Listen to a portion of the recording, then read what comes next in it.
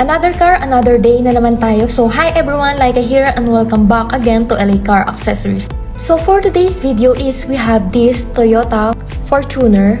And today is magpapakabit si client ng ating Nano-Tech film which is yung charcoal. For this setup, we'll be installing a charcoal neutral on the windshield and rear, while all sides of the window will be in charcoal medium. So perfect balance of clarity, protection, and privacy. So guys, as you saw earlier, may mga dumi pa sa glass na kailangan alisin before installation kasi kahit maliit na dust pwede matrap and maging visible after installation. That's why we deep clean first, then we use a heat gun para sumunod yung curve and ma-flatten yung tint and apply it with precision while removing air bubbles and excess water.